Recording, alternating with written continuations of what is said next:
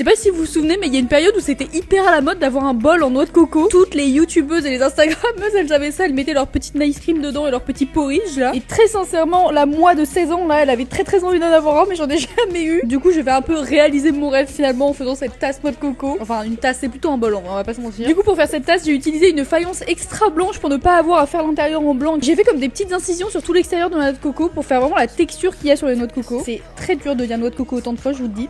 Avec le recul, j'aurais dû faire 3 petits trous pour rappeler les trous qu'il y a sur les noix de coco, mais je ne l'ai pas fait, voilà, je suis désolée. Une fois que ma terre avait la texture du cuir, j'ai pu ajouter de la couleur sur l'extérieur. J'ai fait un marron plutôt clair. J'en ai ajouté aussi sur les bords de la tasse pour que même du dessus, ça fasse vraiment penser à la noix de coco. Et comme vous voyez, j'ai aussi fait les bords un peu irréguliers, parce qu'en général, une noix de coco, on la casse et du coup, ça ne casse pas de manière toute ronde et bien lisse. Et après 2 cuissons et un émaillage, voici le résultat final. Franchement, je suis assez contente, même si la couleur extérieure est pas parfaite. Je trouve que vraiment la terre blanche à l'intérieur, ça rattrape tout, ça fait vraiment penser à la noix de coco, donc je suis quand même assez contente, ça va.